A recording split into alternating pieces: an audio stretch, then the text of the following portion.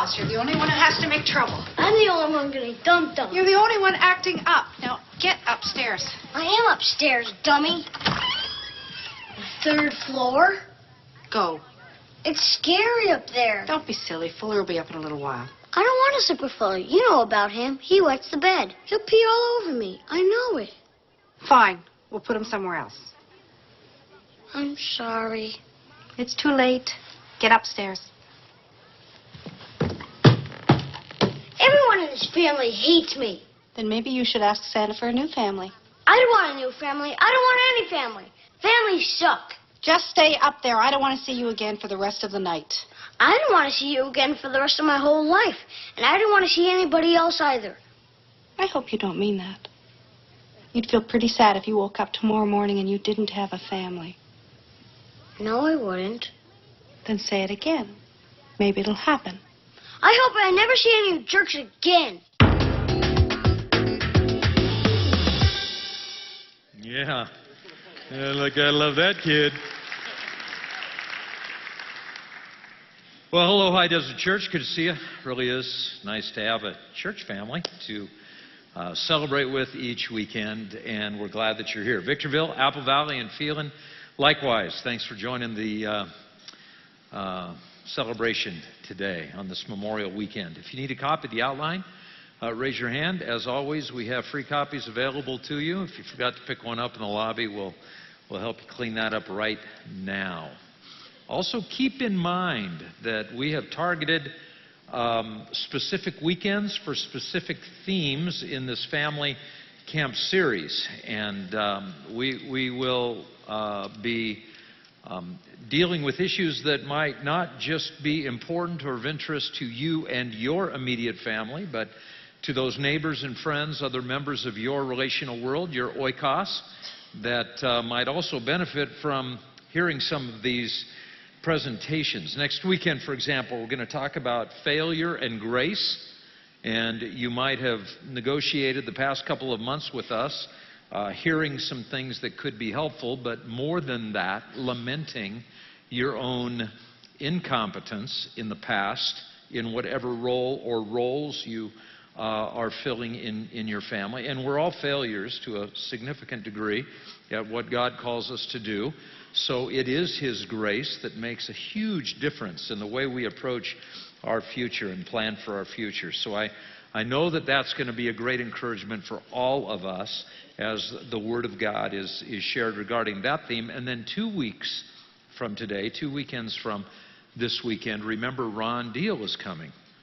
And he is probably the best in the business these days within the body of Christ as it relates to blended families. And I know we've got a lot of blended families in our church family, and I know that particular arrangement provides some nuances that are unique to you and those that are trying to move forward on their journey in situations that involve blended families. So that's 2 weekends and from this weekend, and maybe there's someone in your oikos that you know could use a shot in the arm as it relates to that. So keep that in mind in the days to come. Now, last time we talked about minimizing conflict in our family, and today we want to talk about maximizing discipline. And the two really go together. I mean, it's the same theme, just looking at it from different perspectives. And so the passage that we elevated last weekend regarding the prodigal son and his family is where we want to launch again today. And so if you have your Bibles, you can follow along. You can see on screen. If you want to see the passages provided up there, then that's also an option for you. But if you weren't here last weekend, we talked about the prodigal. And if you weren't here, you missed last weekend. I don't know if it was an excused absence, but if you missed, nevertheless, we went ahead and had our services without you, even though you couldn't be with us. But we're glad you're here today. But you know the story of the prodigal anyway, to some degree. It's one of the more famous stories in the Bible. It's about a kid. Scholars tell us that probably the young man in the story was in his teenage years, maybe mid to late teenager. And I know that his attitude is very consistent even now, generations later, and in a different culture, half a world away, we look at so many of the same attitudes with teenagers today, and they're the same attitudes that those of us who now are adults struggle with during that season of our lives. An attitude that says, if only I were in charge, I could do a better job than you, Pops, or than you, Mom and Dad. And so I would like to take the money that you would eventually give me anyway, and I'm going to go out and make my own decisions and live my own life. And so the father let him do that. And then the passage that we want to look at today in verse 17, when he came to his senses, he said, how many of my father's hired men have food to spare, and here I am starving to death? I'll set out and go back to my father and say to him, Father, I have sinned against heaven and against you, and I am no longer worthy to be called your son. Make me like one of your hired servants. Now, this is not just about eating crow. This is not just about a guy being humiliated and kind of groveling and coming back and begging for mercy. That's not the point. This is all about our evolution in our lives and our attitudes that tend to change. For example, at the very beginning of this story, what did he say to his dad? Gimme, gimme, gimme, gimme, gimme. I want what's mine, what's rightfully mine. There's this attitude of entitlement that then changes toward the end of the story, and he no longer says, give me, but now he says, make me. Make me like one of your hired servants. I want to be a part of what you're doing. I want to be a part of a family again. And so from gimme, gimme, gimme to make me. Big change. We see this even culturally in the past couple of generations, where now we have a society that has this attitude of entitlement that we just want, you know, whether it's government or whether it's even the powers that be, the others around us, those who have more than us, to share the wealth. Gimme, gimme, gimme. I want what's mine. I want what I'm entitled to. Instead of, and I don't know about you, but there are times I lament the loss of that attitude that says, what does it take to make a great nation? What does it take for us to contribute to make our nation once again what we hoped it would always be? But this is not just a transformation that takes place in a culture or in the story of a prodigal. This is what happens in our lives. Those who don't know Christ usually see God, if they believe in God, He's not God the Father, He's God the sugar daddy. He's God the one who is going to give us everything that we want, everything that we need. He's obligated to make life comfortable, to make life easy, to make life prosperous for us. That is His primary role in the universe. Just take care of us. Gimme, gimme, gimme, gimme. And then, even after we come to Christ, so many of us still struggle with that. Our prayer times reflect, give me this, give me that, take care of this for me. You know, He's like our little concierge. And then over time, we reach that point in our personal lives, on our spiritual journeys, where we recognize that there is something far more important than just getting things from God, but it's becoming the people He created us to become. Oh God, make me the man, make me the woman that you dreamed that I could be. Make me into the image of your Son. Big switch. And in this story, the switch did not take place coincidentally.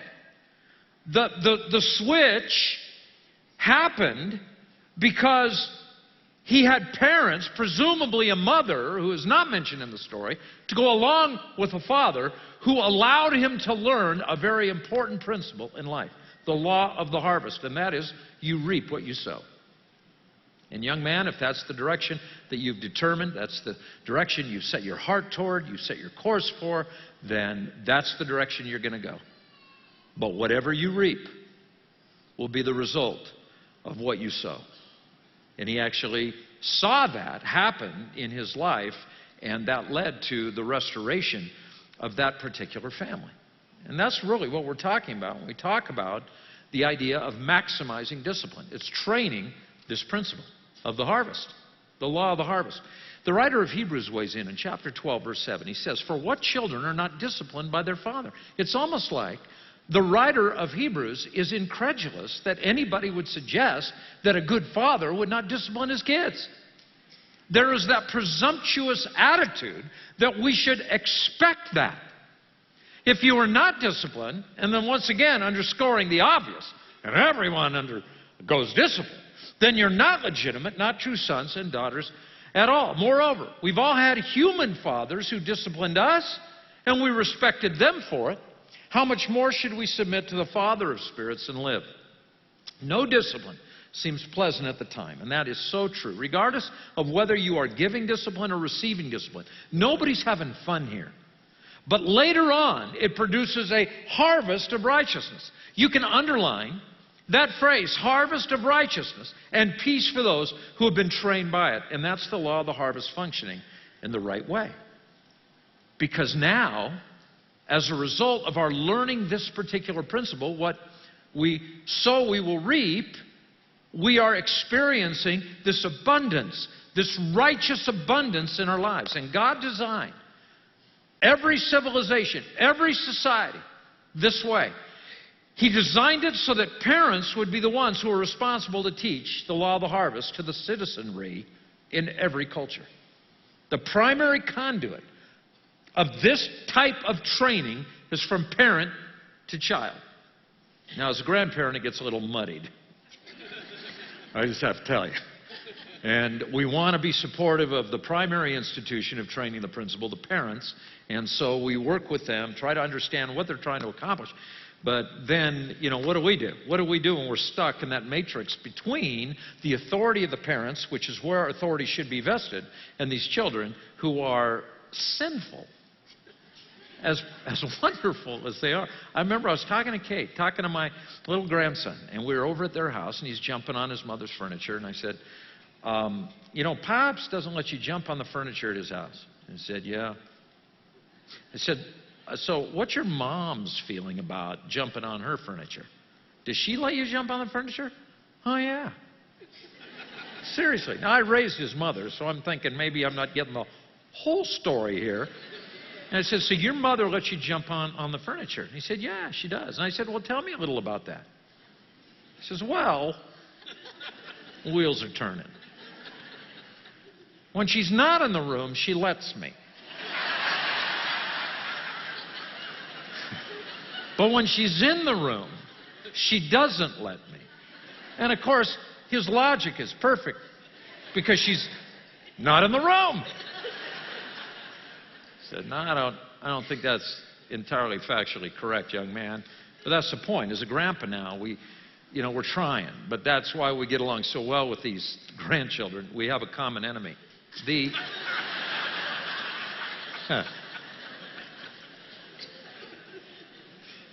thing, though, that kids need to recognize, and this is the whole principle that we're talking about today, is there are consequences to everything in life. And so to teach a child or to give a child the impression that there are no consequences for behavior is to undermine whatever hope for efficiency they might have later on in their adult lives.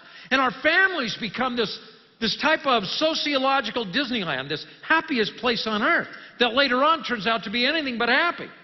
It turns out to be dysfunctional, even depressing, because children, through this process of transference, actually believe that the way it is at home is the way it is everywhere. And if there are no consequences for behavior at home, then certainly there are no consequences for behavior anywhere. Well, I've got news for you, kiddo. Your coaches understand the law of the harvest. Your teachers will understand the law of the harvest. Civil authorities understand the law of the harvest. Your employers will understand the law of the harvest. So the sooner you get this, the better off you're going to be. Here are 5 facts. Only ineffective husbands don't know how to lovingly submit to the needs of their wives. Only ineffective wives don't know how to lovingly submit to the leadership of their husbands. These are biblical facts. Only ineffective employers don't know how to lovingly respond to the needs of their employees. Only ineffective employees don't know how to lovingly submit to the leadership of their employers. Only ineffective parents don't know how to lovingly respond to the needs of their children.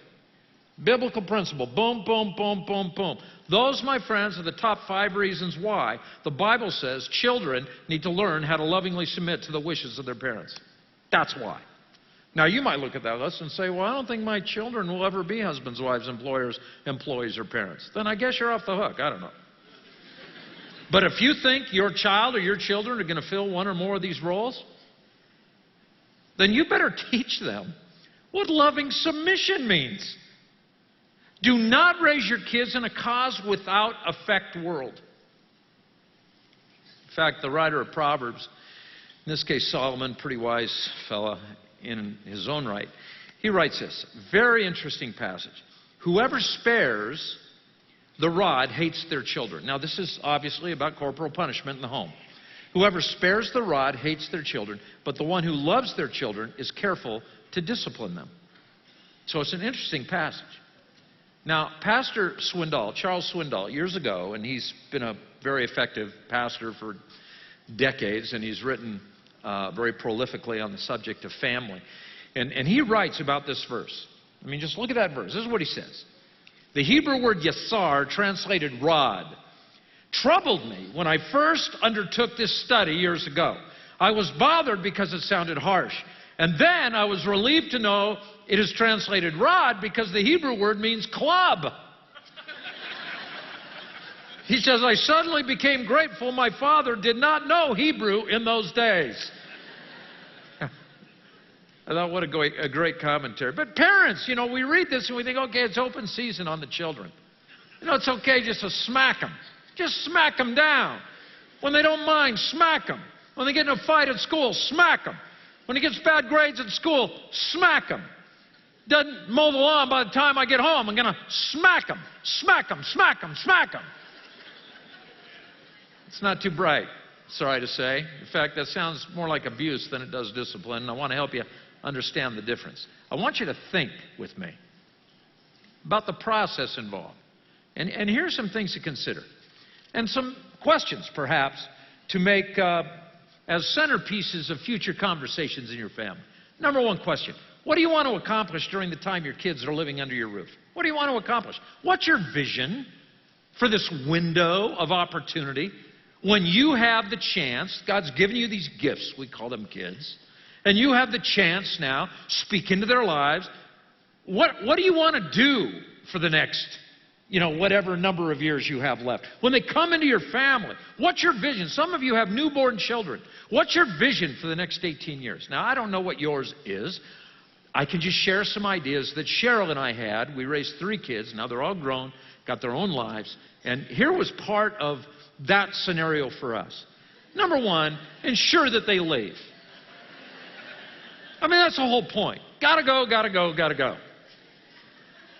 Now, I'm not the type of guy, and was never the kind of guy. Cheryl, she was not the type of mom that during those elementary years, even during those teen years that were more difficult, certainly, to train our children in the law of the harvest.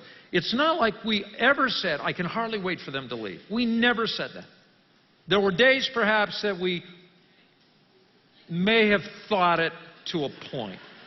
But we weren't trying to push them out the door. We just knew that at some point it was going to be best if they did leave. And now we talk to many families, and maybe you're one who is either experiencing the empty nest recently or you're anticipating it. Your kids are graduating, they're going to go off to college. Maybe the youngest one's getting married, and you're thinking now what it's going to be like to have no children at home, and you're overwhelmed, and you're discouraged, you're depressed with the thought. And I would tell you from experience that's it is overwhelming. It is depressing for about 3 days. And then after, just a matter of making the adjustment, and then you got this whole new phase of life. And so many, woohoo, so many things open up, and that whole attitude of discouragement changes. Well, when Paul wrote the Ephesian church, he said in Ephesians chapter 5, verse 31, for this reason, a man will leave his father and mother, be united to his wife, and the two will become one flesh. A guy has got to go, got to leave mom and dad. I'm not saying when specifically it needs to be. And everybody might have a different opinion about this range of appropriateness. But at some point, they got to go because they got bigger fish to fry than sitting around your basement for the next, however many years. I mean, you got to go. You got a world to change, son. You got a world to change, sweetheart. Go do it. Go find your groove, your niche in this world that God has provided specifically for you. And make God proud with the way you live your life. See, that's really that's the goal. And, you know, we reach the end of our parenting years, at least with these kids at home, and it's kind of discouraging that we succeeded. Now, I know a lot of parents are depressed because they failed at parenting. I was discouraged because I was actually successful at parenting. And they left, and they were ready to move forward in their lives. But that's still the goal. That's part of the vision statement. And I think it's a fair conversation. Why are you disciplining me? I'm preparing you to leave. That's why. Point number 2, under that particular principle, is you want to give them the best chance at a good, long life. A good, long life. I mean, look at Ephesians 6. Same context as 5, next chapter, obviously. Verse 2. Honor your father and mother, which is the first commandment with a promise. And here's the promise, so that it may go well with you. That's a good life. And you may enjoy a long, good life on the earth. Well, why are you punishing me? Listen, young man. Listen, sweetie. Talk to my daughters. Talk to my son. It's not about me. I'm not disciplining you because I'm tired of it. Like our 4-year-old granddaughter walked in the room the other day. Evidently, the grandsons now are making too much noise. And she was in a conversation with her grandmother in the next room. She stomps into our part of the house, our room. She stands there with her hands on the hip and then goes, I am so done.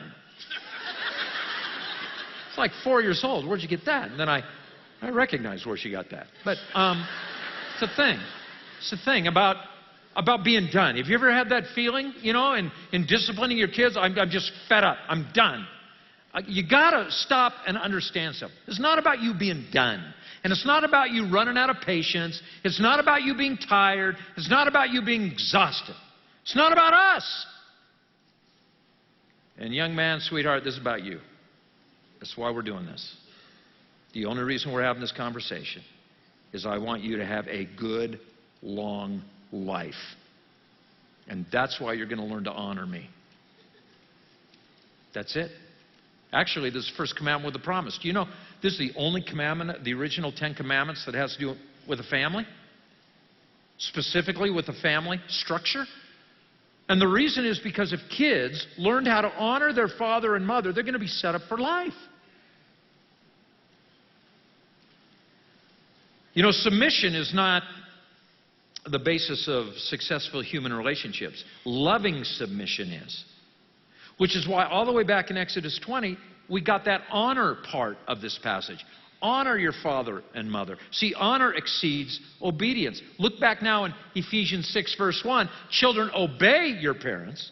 That's important. That's right. But honor your father and mother. Don't just take out the trash when you're told with an attitude. Oh, man, you're just a slave driver. I got to take out the trash every day. Slam the door behind them. Throw the trash bag into the receptacle in the front yard. Walk back in the house mumbling under their breath. Slam the door to their bedroom. You know what's just happened? They've obeyed. But they haven't what? They haven't honored. And honoring parents is important. You know how important it is in the Old Testament? Let me show you some verses I tacked up in our children's bedroom when they were very young. Anyone who attacks their father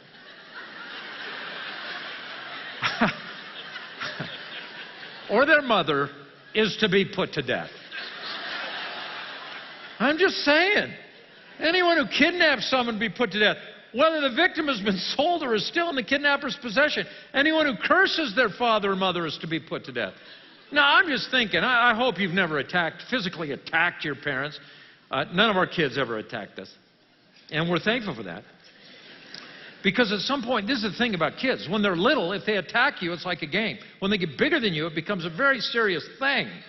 If they attack you, because now it could be painful. But when it comes to cursing, do you ever curse your parents, adults? Let me just ask you this. Do you ever curse your parents? Now, maybe not to their face. Maybe not like, you know, saying it to their face, because you did value human life and decided that that might not be the best road to hoe. But let me ask you, you ever walk away and mumble something that sounds like a curse under your breath? Yeah. You know, I don't know where this principle changed, but I'm so glad it is, or there'd be nobody in this auditorium today. I mean, because we'd all be guilty of a capital crime. Now, that's the thing. honor is vital. And in the Old Testament, under the Old Covenant, it was elevated pretty high, evidently. In fact, what is Proverbs chapter 30, verse 17? This is another one that looks good in a nursery. The eye that mocks a father, that scorns an aged mother, will be pecked out by the ravens of the valley and eaten by the vultures. Now, an eye that mocks a father. Once again, we're not talking about a verbal assault. We're talking about an eye mocking a father. Let me tell you, I can't tell you what it means for an eye to mock a father, but I can show you. So look, watch very carefully, and you're probably going to have to watch the screen, and the parent tells his son something. This is how an eye mocks a father. It happened that fast. Bring on the ravens, bro. You know, we're not going to put up with that nonsense anymore. But again, I know that's how most kids feel at this point in the message. But this is the thing about obedience. Obedience is fine, but honor is the key. Obedience the act, honor the attitude. Attitude the key to this very fundamental element of the Christian faith. So, number two question. You know, number one, what are you trying to accomplish? And again, conversation for the whole family. Bring the kids into the conversation. Question number two, what offenses are punishable? Because you can't punish every failure. When it comes to discipline, if you punished every failure, you would never do anything else in your life but punish failure. Because there's a lot of it out there to punish. But sometimes less is more. When we pick our spots, we're more effective when we actually step in and intervene in a situation. And that's why you need to understand, you, your spouse, whole family needs to understand this is what is punishable. See, you don't have the emotional energy to fight every battle. Everybody has an emotional energy tank. Everybody in any of these auditoriums has a certain size emotional tank. And everybody's tank is a different size. And some of you have large emotional reservoirs. You can draw frequently.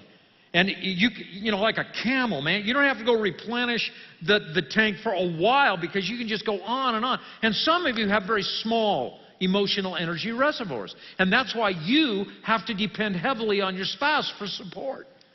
Because you have to replenish more often. And even one conflict, one confrontation when it comes to discipline, and man, you're like spent and you're overwhelmed. Point being, we're all limited. And that's why you have to figure out what it is that you're going to go to the mat for.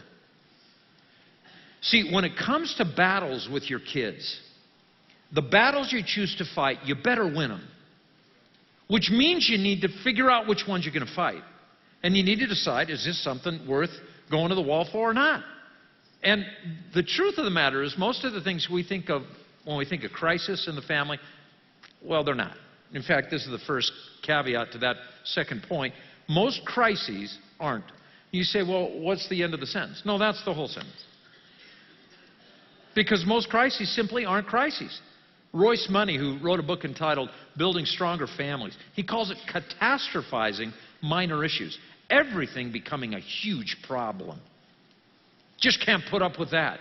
What do you mean you can't put up with that? It's not that big a deal. Grace has to override so much of our tendency to correct every little mistake. And then secondly, most mistakes are not the result of rebellion. They're just not. If a 1-year-old spills his milk or spills her milk, it's probably not because they want to mess up your carpet.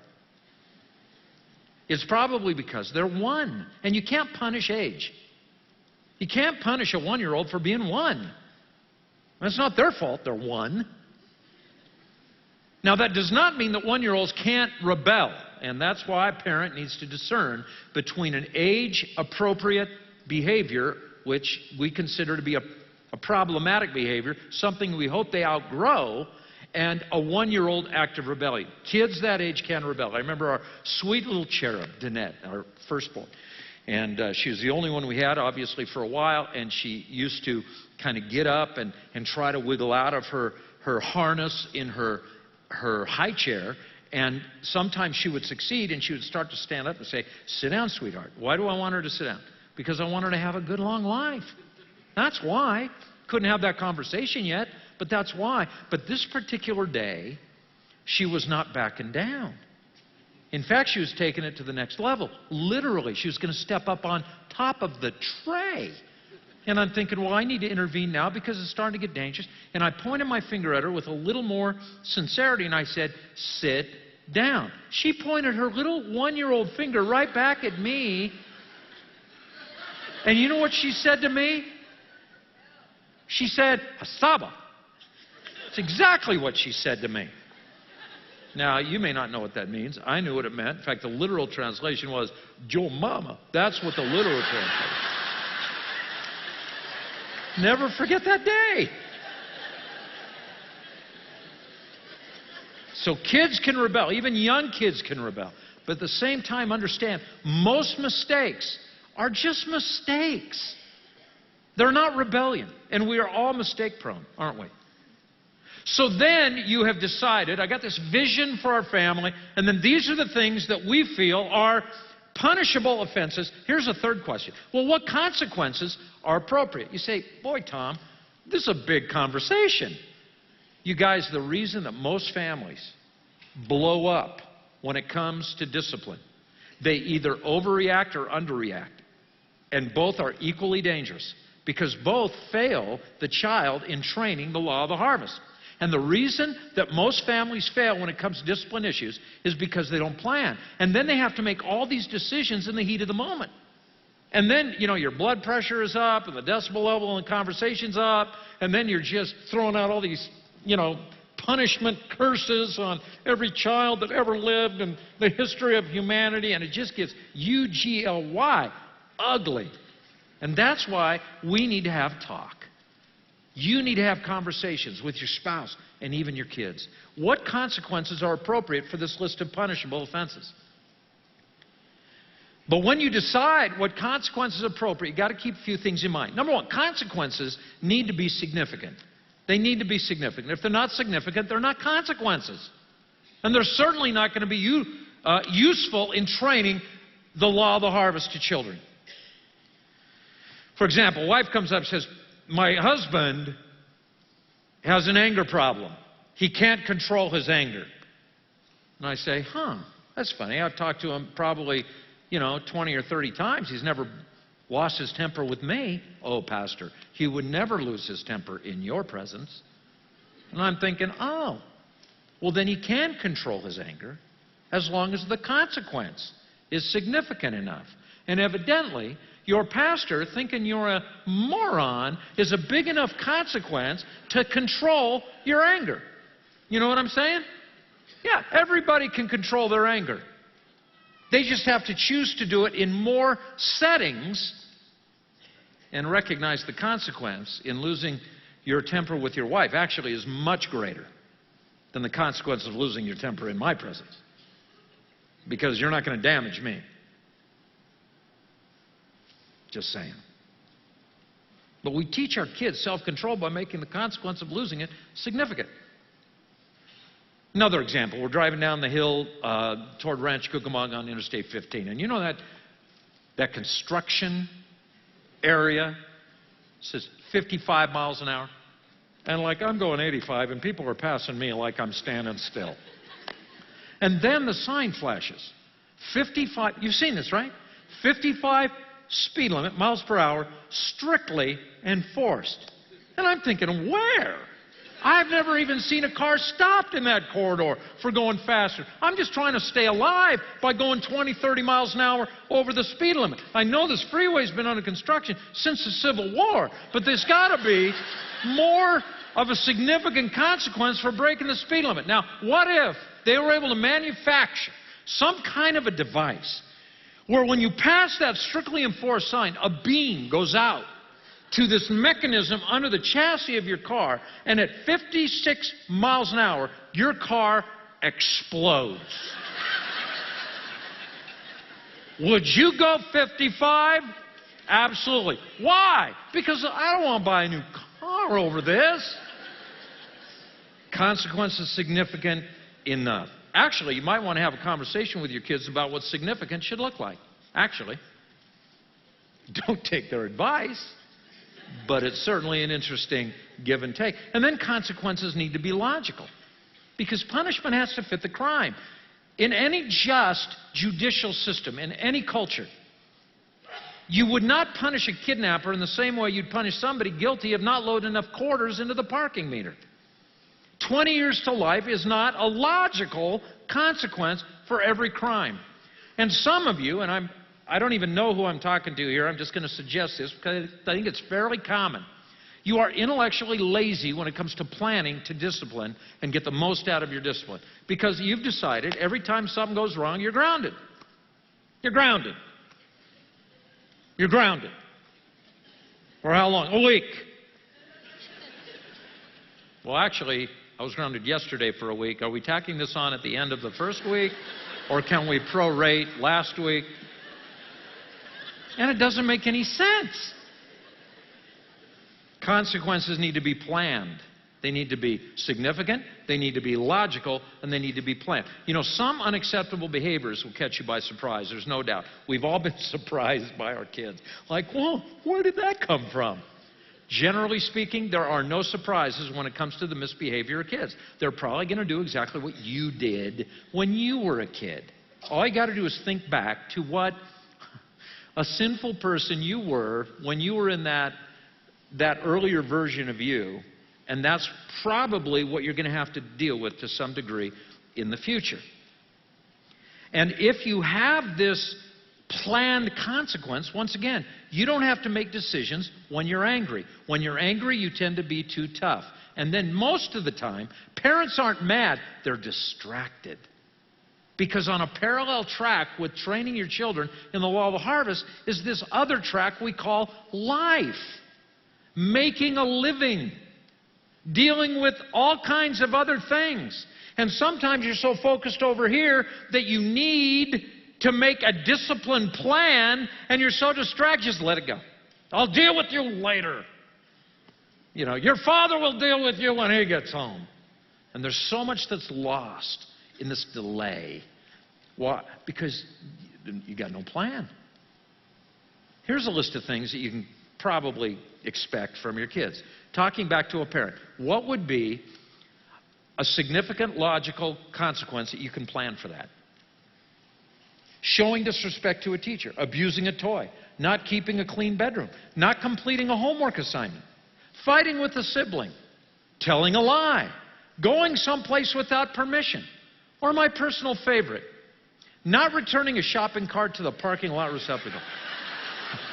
If you know me, this is a pet peeve of mine, and I think we need to train our children. Somebody needs to train their children a little bit better because of this cause and effect thing. The wind is the cause, the dent in my door is the effect.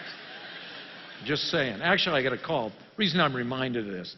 Just this week, guy calls. Secretary comes in. So-and-so's on the phone.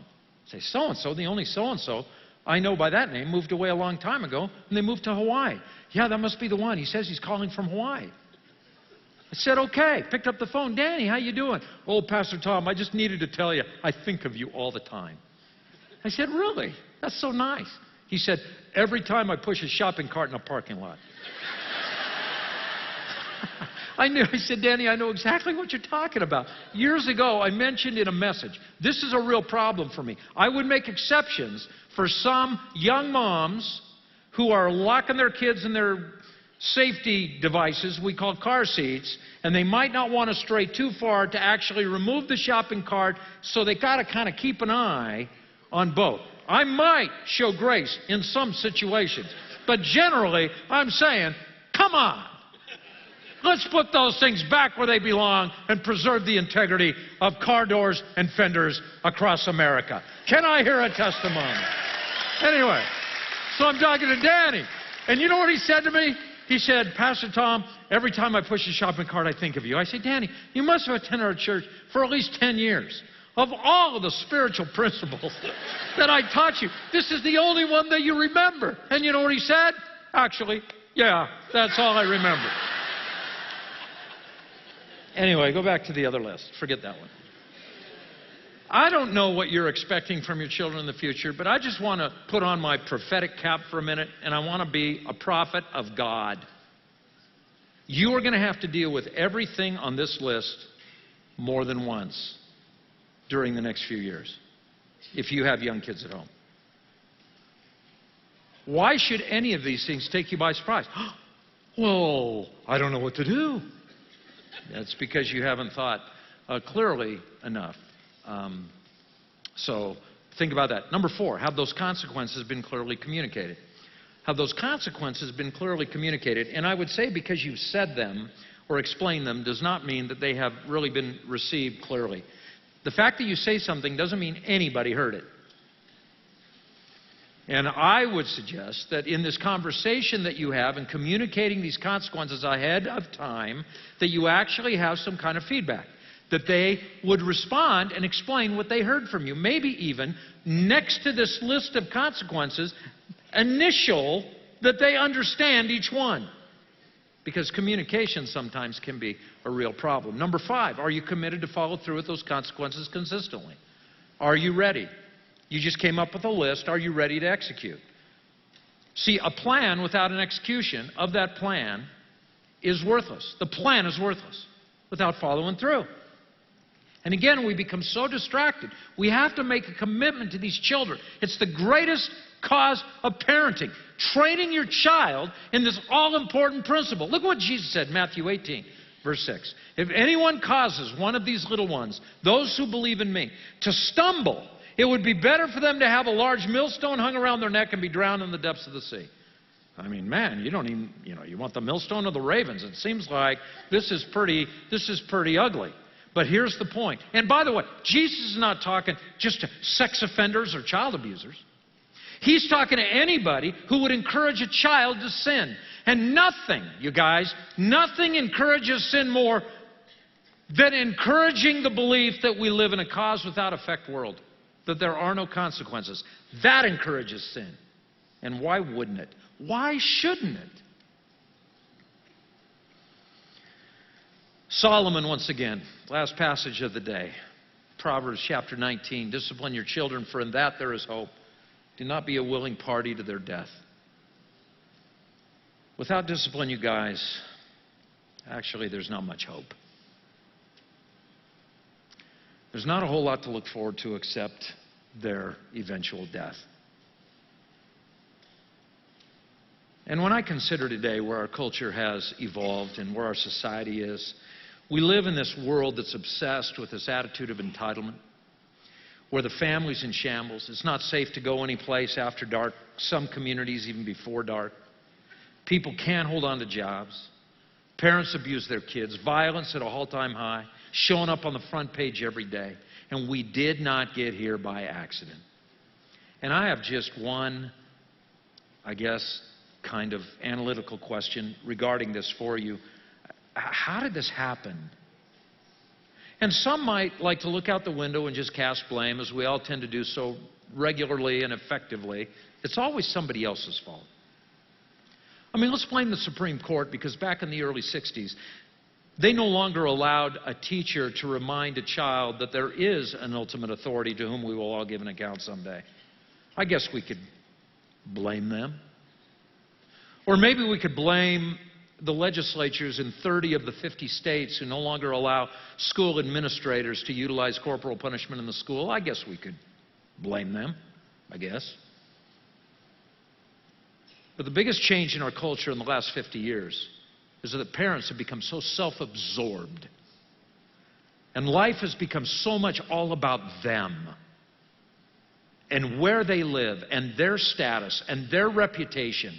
And earning money to pay for whatever it is makes their life comfortable.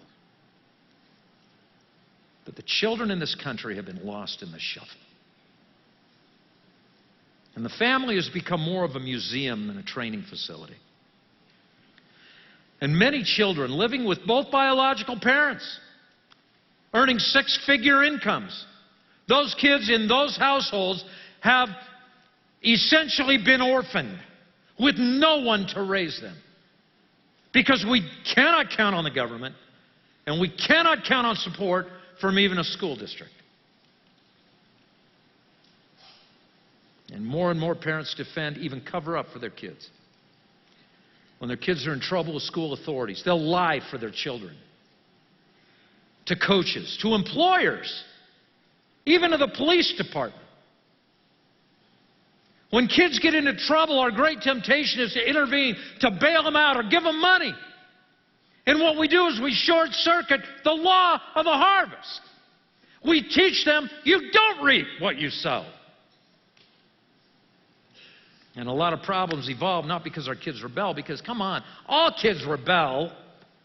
I mean, nothing's new under the sun there. But our desire as parents to save face with our friends exceeds our commitment to do what's best for our children. And we're always a bit embarrassed when our children do something stupid because they are a reflection on us. But come on, parents, let's manage our egos and let's work the problem. Because the future of humanity depends on children learning the most fundamental principle that will allow them the opportunity to make it on their own and live a good, long life. Have a good, long marriage. Nobody wants a long marriage if it's not good. Nobody wants a long career if it's not good. So the question, last question of the day, do you want to lead like Jesus? I don't know. Do you? You know, in the story of the prodigal, the father represents God. That's the symbolism. And so there's no surprise then when the kid comes home and he's got this very contrite attitude, it's no surprise that the father doesn't also apologize for mistakes he's made. Because in that story, the father represents God, and God never needs to apologize. Because he's never made a mistake. And I guess that's where the story breaks down a little bit if you're trying to transfer that story under the roof of your house. Because every time a child apologizes for a misdeed, every wise parent responds humbly. Yeah, you shouldn't have done that, bud. Because that was dishonoring to your mother and I. And you just need to learn how to honor people in authority, and right now that's our job. To train you in that principle. So that you can leave. You can take over. And you can have a good long life. But I also want to remind you that I'm not perfect either. And I overreacted. And I raised my voice. And I got mad. And I didn't need to. Because this isn't about me. And I'm sorry I made it about me.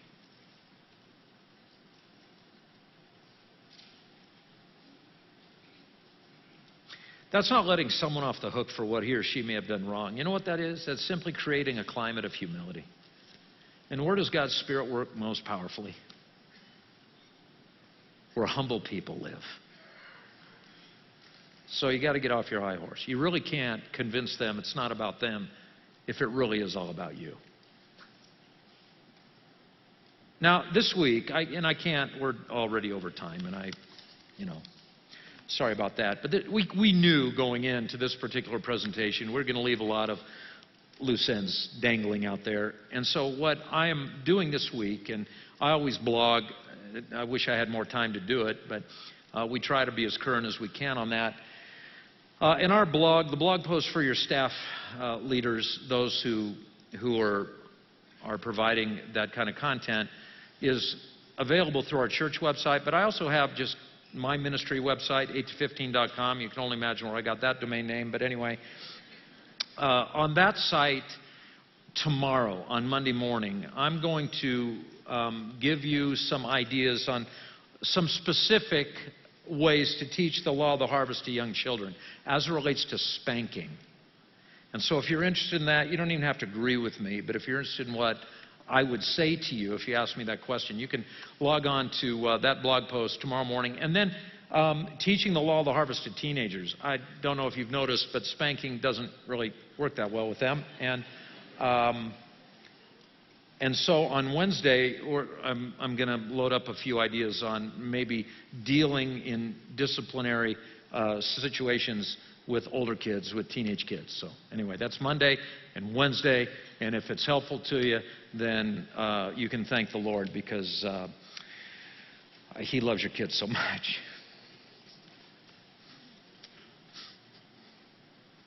And I'm thankful He loves mine too. So I don't know where that came from. Let's bow for prayer.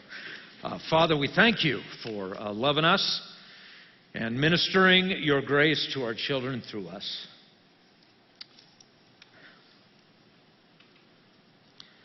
And Lord, I'm thankful for the upbringing that I received, for parents who made a commitment to teach me what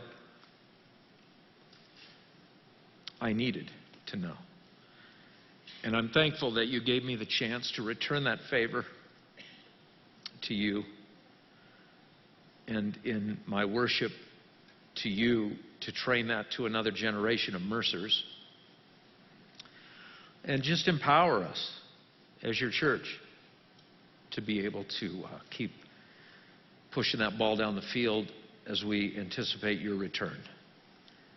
And with everybody's eyes closed and your heads bowed, as is always the case here at HTC, I want you to recognize it's not just about family, law of the harvest. It's about your eternity.